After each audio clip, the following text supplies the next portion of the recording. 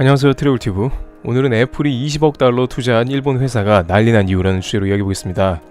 지난 6월 제발 살려만 달라던 파산 직전의 일본 기업에 1억 달러를 추가 투입해준 것은 미국의 애플이었습니다. 그리고 이 기업은 지금까지 약 5조 원가량의 일본 경산성에 공적 자금이 투입된 국제기업입니다. 바로 히타치 제작소 도시바 소니의 액정 패널 사업 통합으로 당시 부활을 꿈꾸며 일장기 액정 연합으로 탄생한 JDI인데요.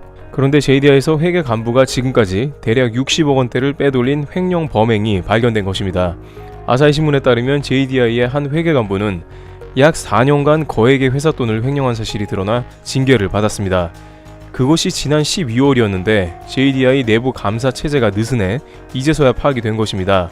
문제는 앞서 말했듯이 애플이 지난 6월에 파산 직전에 몰렸던 JDI에 1억 달러를 투자했었고 지금까지 약 20억 달러를 넘게 지원해온 것입니다. 그럼 왜 이렇게 밑빠진 독에 물 붓기식으로 그것도 애플이 지원을 했는지 궁금해지는데요. 애플은 삼성전자에 의존하는 구조를 확장하고 폭넓은 공급처 확보를 위해 투자를 진행한 것입니다. 이것은 애플의 주요 전략 중 하나로 공급처를 다변화해서 공급사들끼리 경쟁시킨 뒤 가격을 낮추려는 것입니다. 그러나 소형 올레드 분야에서 삼성, LG에만 매달리다 보니 물량은 맞출 수 있으나 가격이 만족스럽지 못했던 것이죠.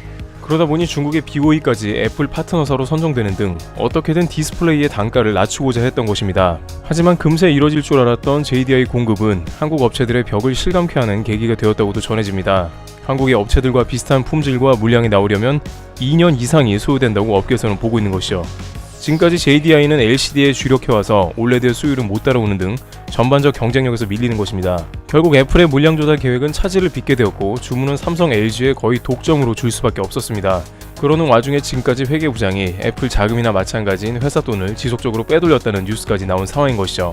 아직 애플의 공식 입장이 나오지는 않았습니다만 애플의 투자가 과연 성공적인지 의문이 생기고 있습니다. 업계에서는 지금까지 자금 위기가 지속적으로 닥쳐온 JDI에 추후 파격적인 단가로 납품받을 기대를 가지고 2조 원에 넘는 자금을 지속적으로 지원했으나 방만 경영의 기술력까지 부족한 JDI에 애플이 언제까지 인내심을 갖고 추가로 자금을 지원할지는 미지수라고 전해지고 있습니다.